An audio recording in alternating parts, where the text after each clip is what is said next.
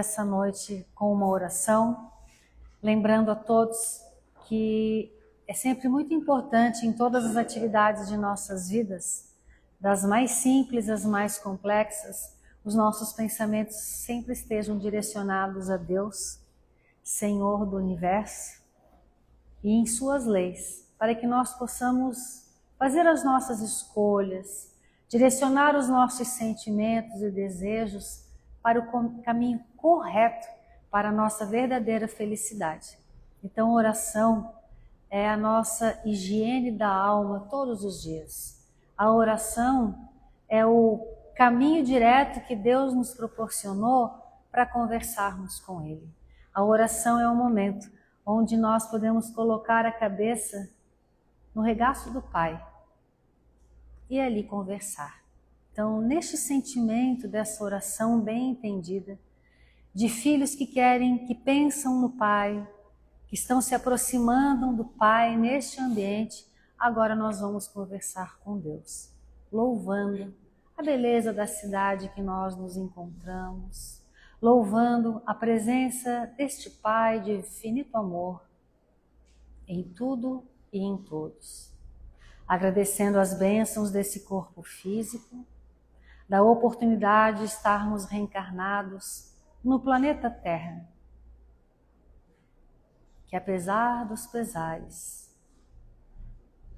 é a nossa casa, bela, acolhedora. Agradecemos essa casa, os espíritos amigos que a compõem, que nos aguardam, nos acolhem em todas as nossas necessidades. E agradecemos a Ti, Jesus, o Teu infinito amor por cada um de nós, desde sempre. Assim seja. Conosco hoje a Júlia, com um dos temas mais importantes em nossas pautas diárias, que é família, a minha escola. Boa noite. A Fábio escolheu e pediu para que a gente falasse desse tema. E ele é um tema oportuno para todo mundo, como a Fábio já adiantou. Hoje a gente vai falar da família, que é esse círculo mais íntimo, a nossa convivência, seja a parentela do sangue ou não, mas esse círculo mais íntimo, para que quem sabe um dia a gente também possa falar da família um pouquinho maior, que é a nossa família universal, que somos todos nós. Mais um passo de cada vez.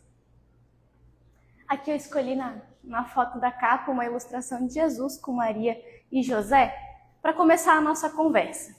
Que o ser mais perfeito que já teve na Terra, que foi Jesus, ele era um espírito perfeito, ele é um espírito perfeito, ele também teve família, ele não veio sozinho. Tinha Maria, olha a tamanha importância da família, olha o legado que Maria nos deixou também. José, que talvez não seja tão falado, tão citado que nem Maria também, e outros seres que participaram dessa família de Jesus, foi mais um ensinamento dele para conosco, nada é à toa nem ao acaso. E Emmanuel, lá no livro Família, o nome do livro é Família, ele fala que dentro do lar, nos fios da consanguinidade, recebemos o nosso primeiro mandato de serviço cristão. O que isso significa?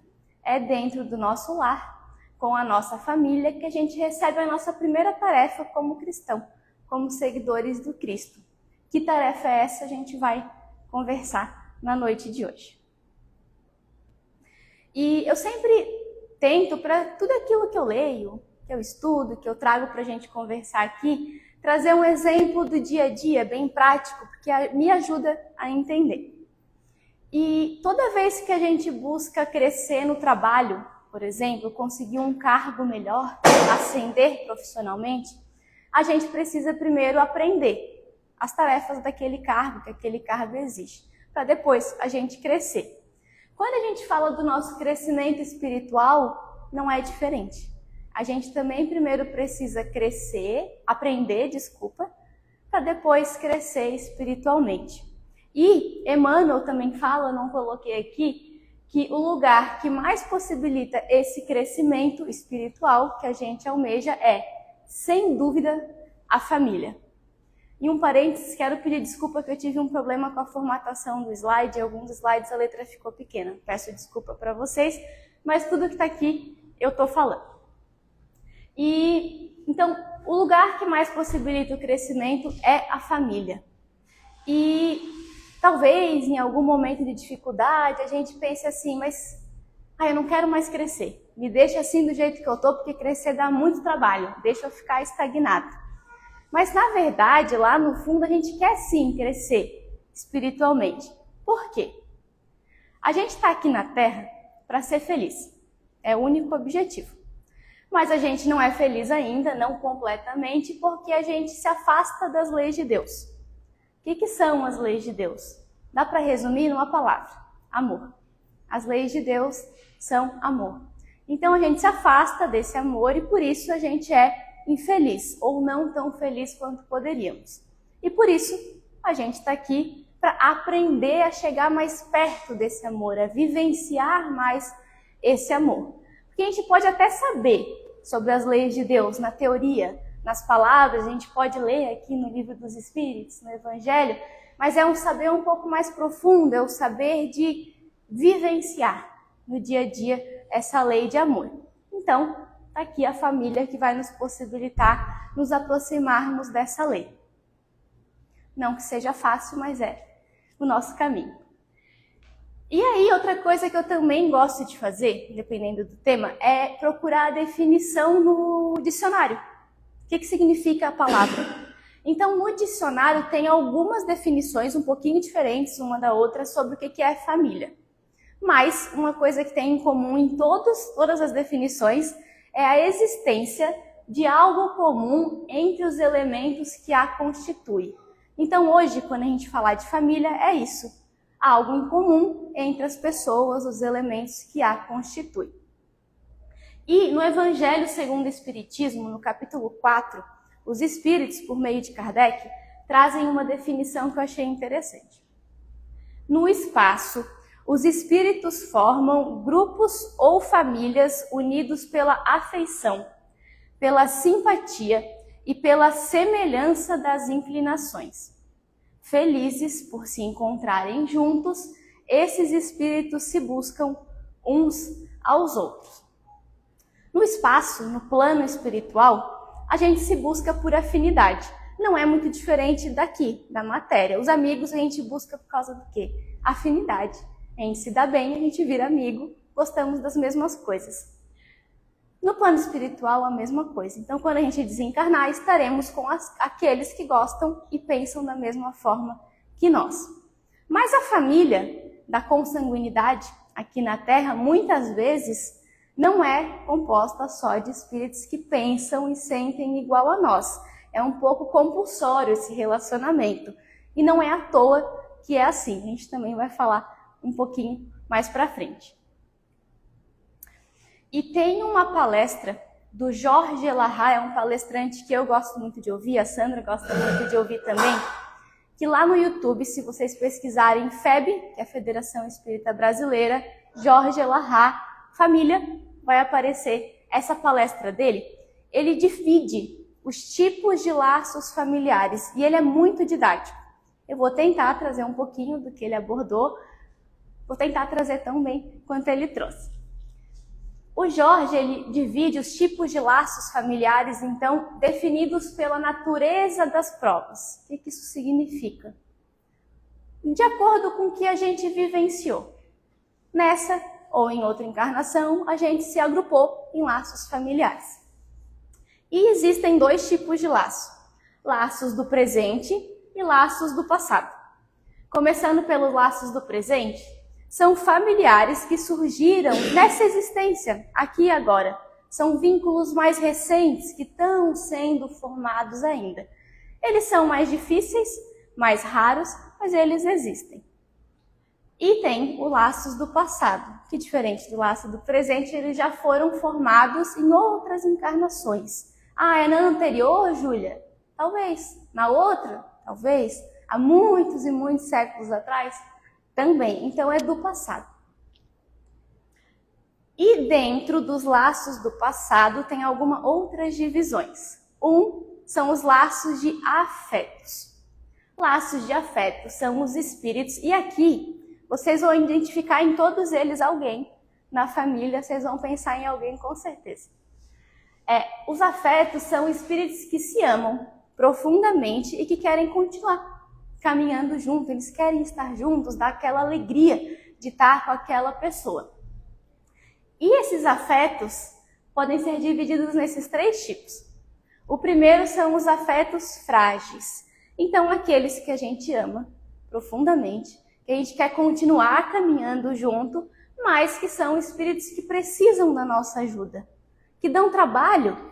Muitas vezes uma mãe com um filho que tenta e continua naquela dificuldade. Então, tem esse trabalho. Esses espíritos, esses afetos frágeis, precisam da nossa ajuda para que a gente ajude nesse reequilíbrio deles enquanto espíritos imortais. E esse reequilíbrio, essa ajuda que eles precisam da gente, que às vezes parece que poderia ser de qualquer outra pessoa, mas não, é nossa, é da nossa ajuda que eles precisam. Se dá, ou porque de alguma forma, nessa encarnação ou na outra, a gente prejudicou de uma forma ou de outra, mas não necessariamente. Às vezes é só porque a gente se ama muito mesmo. E a gente fala assim, não, vamos voltar junto que a gente vai se ajudar e vai dar certo. O outro tipo de laço de afeto são os grandes parceiros. Aqui é o que todo mundo almeja, em todo relacionamento, é esse aqui. É quando a gente pode contar um com o outro. Os dois se ajudam, é uma ajuda mútua. A pessoa tem defeito, porque todo mundo tem, não é uma pessoa perfeita, mas a gente nem liga tanto. A gente nem presta atenção nesse defeito, a gente se ama mesmo assim. E felizes daqueles que podem ter ao menos um grande parceiro e aqueles que têm mais de um, a felicidade que é poder contar com essas pessoas. Mas esses relacionamentos que a gente tanto almeja, às vezes a gente vê o outro tendo esse tipo de relacionamento que a gente não tem e a gente pensa assim, poxa, por que o outro tem esse grande parceiro e eu aqui? No grupo familiar não tenho ninguém, só problema.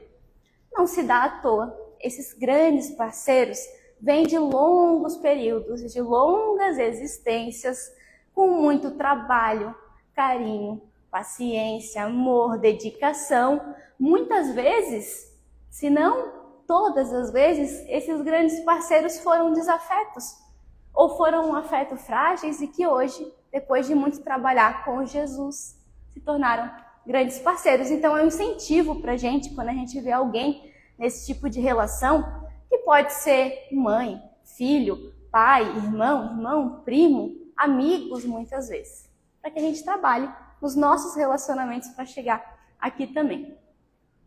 E tem o terceiro tipo de afeto, que é o oposto do primeiro, que é a gente que dá o trabalho. A pessoa faz tudo por nós, nos ajuda e a gente muitas vezes não consegue dar nada em troca naquele período. E a pessoa mesmo ali está ali se doando por nós. Mas nem só de afetos se fazem em nosso grupo familiar. E existem também o segundo tipo, que são os desafetos, que é o oposto do afeto. Os desafetos, eles são a nossa maior prova da nossa capacidade de amar. Porque é muito fácil amar aquele que pensa igual a gente, que concorda com a gente, que nos incentiva. Agora, amar aquele que dá trabalho, que pensa diferente, que é esse desafeto, é o grande desafio e é o convite de Jesus também. Então, esses desafetos, o que são? Espíritos que, ou no início dessa encarnação, dessa existência, ou em existências passadas, tiveram conflitos, dificuldades, compromissos uns com os outros, das mais diversas formas. Às vezes é diferença de opinião, pensam diferente. Às vezes é divergência de comportamento, dificuldade de convivência que às vezes nada explica, mas não conseguem conviver junto. É conflito atrás de conflito. Esses são os desafetos. E o Jorge Lahar, nessa mesma palestra, ele traz que nos desafetos, normalmente, a gente traz um desses dois sentimentos junto. A mágoa ou o ódio. A primeira eu achei muito interessante. A mágoa, a gente só tem daqueles que a gente ama. E ele dá um exemplo que eu achei muito didático. Ele fala assim: se a gente está na rua e alguém nos assalta e rouba o nosso celular, a gente vai sentir um monte de coisa, raiva, frustração, mas mágoa, a gente não vai pensar assim: poxa, fiquei magoada com o assaltante, roubou meu celular. Não, porque a gente nem conhece aquela pessoa. Agora, um familiar, às vezes, é uma palavrinha que fala diferente, fala que a gente não esperava, pronto. Ficamos com aquela mágoa, e é uma mágoa de verdade, gente, não é fictício, a gente fica magoado. E por que essa mágoa existe? Por que ela acontece? Porque a gente cria expectativa de como a gente quer que o outro seja. Ah, porque eu queria que a minha mãe fosse assim, ela não é. Ah, porque eu queria que meu pai me tratasse dessa forma e ele não trata.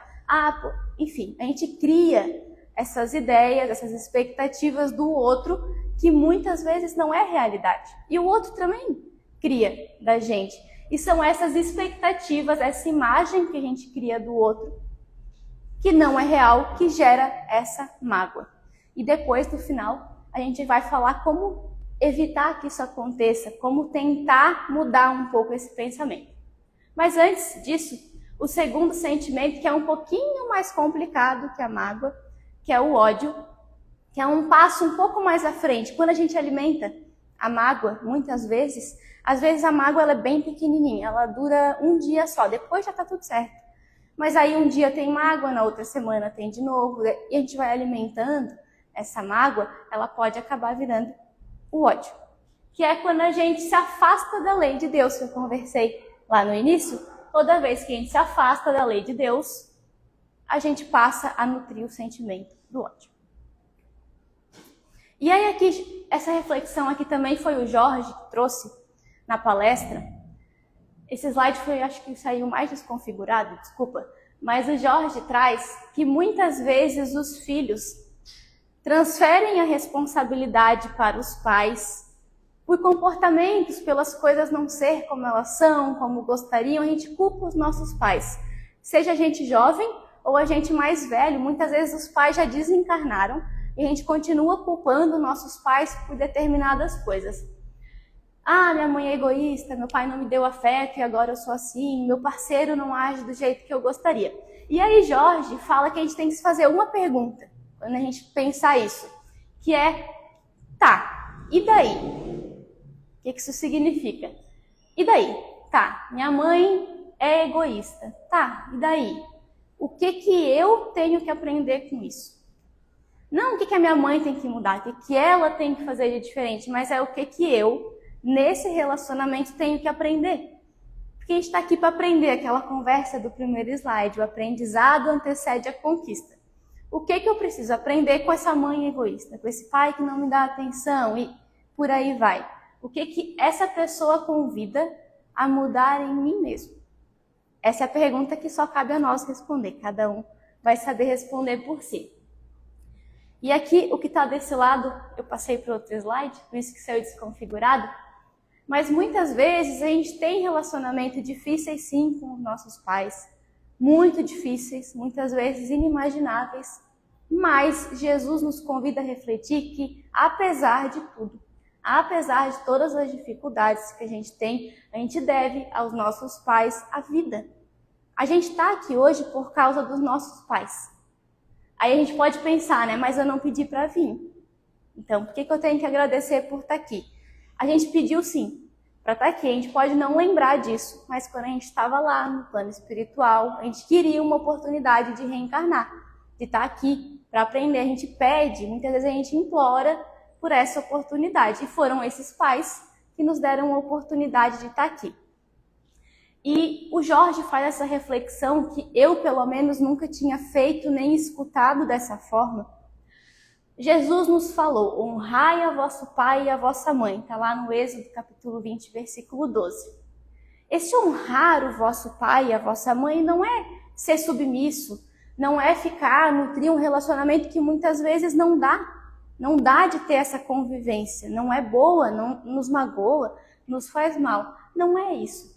Mas é honrar com as nossas atitudes em favor do bem, mesmo que os nossos pais não tenham feito isso para conosco. Então, apesar de tudo aquilo que sofremos, das dificuldades que tivemos, que a gente possa honrá-los agindo em favor do bem, para nós e para com os outros. Eu achei essa reflexão muito legal. E eu prometi trazer um pouquinho de solução para essas dificuldades. Todas as soluções não são minhas, estou só trazendo para vocês como que a gente pode vencer esses desafetos, então, essas dificuldades dentro da família. O primeiro é o perdão. E parece que em toda palestra, independente do tema, alguém fala sobre perdão em algum momento. Não é à toa. É porque o perdão é a chave para muita coisa, principalmente para esses desafetos. E o perdão não significa que a gente vai libertar o outro daquilo que ele fez de errado. Porque essa pessoa fez errado. Por que ela vai ser libertada desse erro? Não faz sentido. Não é essa a libertação. Jesus fala que perdoar, a gente se liberta dessa mágoa, desse ódio, desse conflito. E aí Jesus foi um grande exemplo para tudo.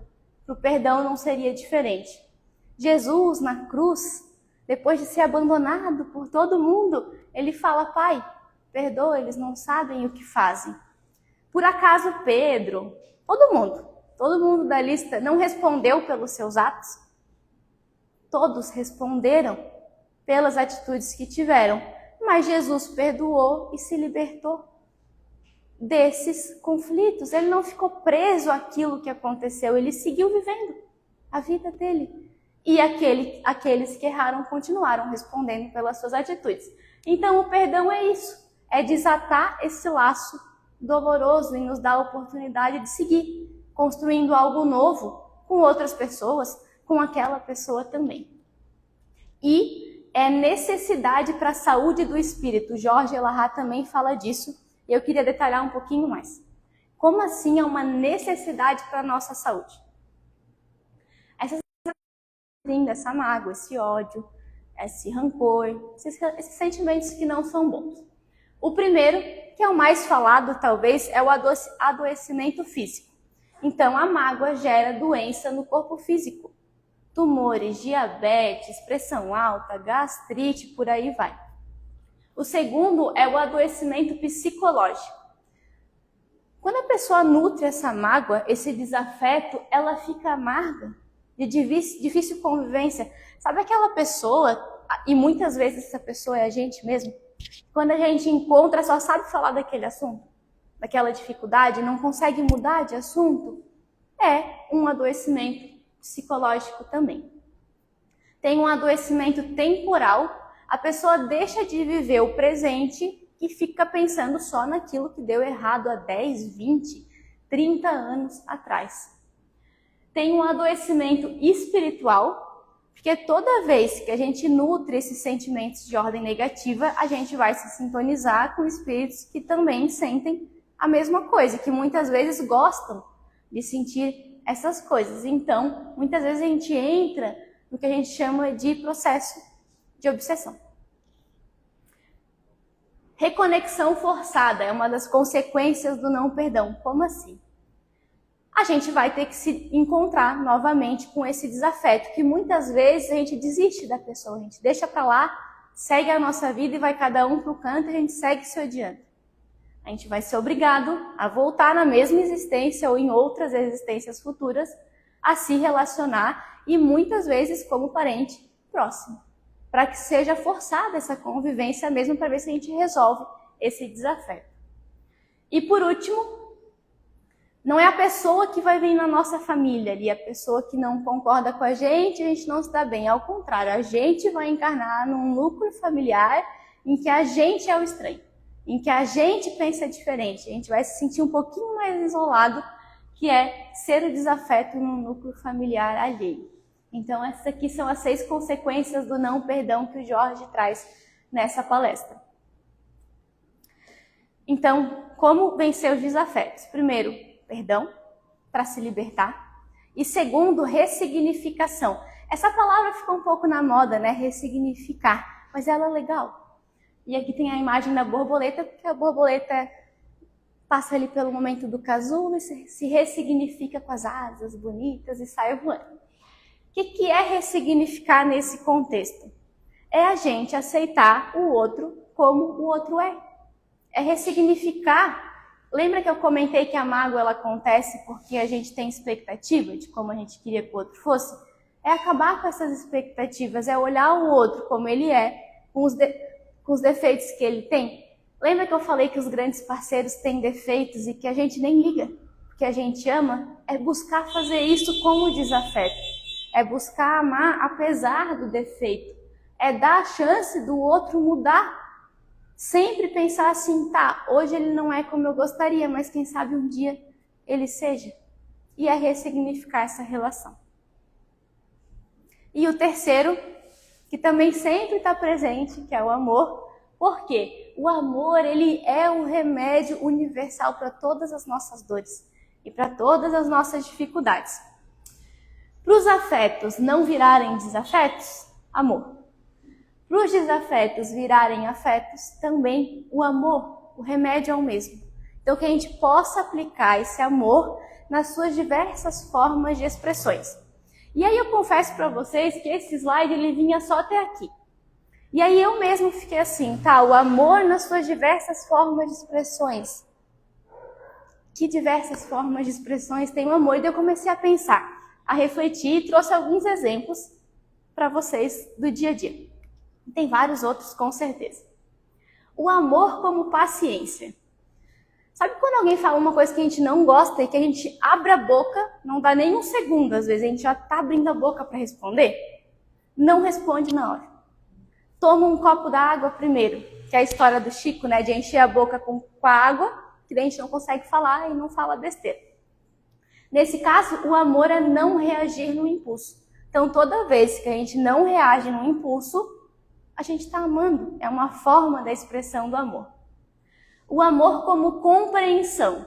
Alguém também tem uma atitude que a gente nem entende por que aquilo aconteceu. Se a gente parar para pensar, o que será que essa pessoa pode estar passando no trabalho, em outro relacionamento, dentro de si mesma, que eu nem sei, mas que pode estar afetando ela. Então aqui o amor é tentar entender antes de sair julgando e reclamando. O amor como perdão é não alimentar essa desavença e esse desafeto todo dia. É não sair falando mal da pessoa para os outros, que às vezes a gente precisa desabafar, e às vezes a gente precisa mesmo, com os amigos principalmente. Mas é buscar não fazer isso o tempo inteiro, não sair falando mal para qualquer um. Aqui o amor é parar de fortalecer esse desafeto. O amor como limite. Muitas vezes tem relacionamentos que a gente tem que impor limites, sim. É preciso para a nossa saúde, para a saúde do outro, muitas vezes para a saúde de outras pessoas do grupo familiar que convivem conosco. E a gente tem que se afastar. E cabe a nós saber o momento de fazer isso. Mas, se chegar a este ponto, se a gente decidir por isso, a gente se afasta com respeito, não odiando, não com mágoa. Aqui o amor é se afastar, se for preciso sim, mas sempre dá a oportunidade de recomeço, de mudança e de voltar a se aproximar. O amor como oração. Muitas vezes a gente tenta de tudo que eu falei até agora e não adianta. Aqui o Manezinho usa muito a palavra ranço. A gente pegou o ranço da pessoa, não adianta. A pessoa abre a boca para falar, a gente já revira o olho. Quando a gente não consegue fazer mais nada, a gente pode pelo menos orar, pelo menos desejar o bem para essa pessoa, mesmo que não tenha muita afinidade.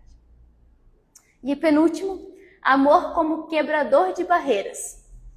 Pequenos gestos, quando a outra pessoa não faz nada para melhorar o relacionamento. Nada. Aquele vizinho que não dá o bom dia, que nem responde o bom dia que você dá. Que a gente faça o primeiro passo, que a gente inicie a mudança. Que a gente dê o bom dia, que a gente continue sorrindo até que um dia a pessoa retribua isso. E o último, o amor como espírito imortais. Que a gente sempre possa pensar, essa pessoa não consegue agir assim ainda. Talvez a gente já teve alguma história que veio do passado, eu não entendo por que isso acontece, mas que a gente possa então olhar para além do comportamento atual, do aqui e do agora, quando a gente não conseguir explicar o que nos acontece. E quando o perdão, a ressignificação e o amor não funciona, vem a reencarnação, a bênção da reencarnação, que é um presente de Deus para a gente, que a doutrina espírita tanto reforça, nos ensina. Por que a reencarnação funciona? Porque quando a gente reencarna, a gente esquece momentaneamente, e não 100%, porque lá no fundo do coração a gente lembra ainda das coisas, mas a gente esquece os ódios, os desafetos, o que deu de errado, para que a gente possa reconstruir, ressignificar essa relação de um jeito diferente. E a gente vem em uma nova estrutura familiar, com uma nova convivência, e a gente transforma esse relacionamento. Então, com essas novas vivências, com o esquecimento do passado, esses ódios, esses desafetos, eles vão desbotando. Pensa numa coisa que é uma cor bem chamativa, que vai desbotando como? Novas vivências melhores, mais alegres, vão surgindo e ocupando espaço. E aí aquele ódio que, se a gente lembrasse, não ia dar certo. A gente não ia conseguir esquecer, vai se apagando. Por isso que é a bênção da reencarnação, porque nos permite construir novas histórias. E construir o desafeto em parceiros, em amores para a eternidade. Porque quando a gente conquista esse amor de almas, nada destrói, nada muda. Então é isso que a gente tem que buscar. E Emmanuel nos fala, estou finalizando já que já deu tempo, que quando o ensinamento do mestre vibra entre as quatro paredes de um templo doméstico, os pequeninos sacrifícios tecem a felicidade comum. Aqui é só um lembrete que o Evangelho no Lar, feito semanalmente, é um desses remédios para os desafetos, ajuda mais do que vocês possam imaginar na convivência familiar. Inclusive no Instagram da associação, que é AEFC Floripa, todo domingo às 8 horas a gente faz o Evangelho no Lar. Estão todos convidados. E Emmanuel, também no livro Indulgência, ele dá uma chamada de atenção para esses desafetos, falando que se a gente somar as inquietações, sofrimentos que infligimos a nós mesmos por não perdoarmos os entes queridos, amados, pelo fato de não serem eles as pessoas que imaginávamos ou desejávamos fossem, surpreenderemos conosco volumosa carga de ressentimento, que nada mais é senão peso morto a impelir-nos para o fogo inútil do desespero. Então, que a gente não carregue estes desafetos, essas expectativas de que o outro seja como a gente gostaria, porque tudo isso é um peso morto a nos puxar para baixo, a deixar a caminhada mais difícil. E o último slide é uma frase um pouquinho maior, mas eu prometo que vale a pena, eu achei muito linda, por isso que eu deixei aqui no final. Está lá no livro Os Mensageiros, de André Luiz. O espírito, que eu não anotei o nome, eu peço desculpas, mas está no capítulo 35, que se chama Culto Doméstico. Um espírito que eles encontraram neste capítulo narra o seguinte, por conta da história que está se passando como plano de fundo. O espírito fala assim: é que nos temos descuidado das coisas pequeninas. Grande é o oceano, minúscula é a gota. Mas o oceano não é senão a massa das gotas reunidas. Alguma coisa pequenina há de ser feita antes de edificarmos as grandes coisas. A floresta também começou de sementes minúsculas. E nós, espiritualmente falando, temos vivido em densa floresta de males, criados por nós mesmos, em razão da invigilância na escolha de sementes espirituais. A palestra de uma hora, o pensamento de um dia, o gesto de um momento, podem representar muito em nossas vidas. Tenhamos cuidado com as coisas pequeninas e selecionemos os grãos de mostarda do reino dos céus. Aprendamos, meus filhos, a ciência de começar, lembrando a bondade de Jesus a cada instante. O Mestre não nos desampara, segue-nos amorosamente, inspira-nos o coração. Tenhamos, sobretudo, confiança e alegria. Por que eu trouxe essa frase para encerrar? Que a gente aprenda a começar a mudar esse relacionamento familiar. Às vezes é um relacionamento de 30, 50, 60 anos já, mas que a gente aprenda a mudar, aprenda a dar o primeiro passo, buscar exercitar esse amor que Jesus nos exemplificou dentro de casa. Porque quando a gente decidir fazer isso, fazer diferente, fazer melhor, a gente não vai estar sozinho. Jesus está sempre do nosso lado, nos incentivando a fazer o bem. Então, que a gente possa ter confiança em nós, nos nossos entes amados, em Jesus e alegria para continuar tentando todo dia, a encarnação inteira e às vezes até na próxima. Então, essa era a mensagem de hoje. Desculpa, eu passei um pouquinho do tema, mas fiquem com Jesus. Obrigada, Ju.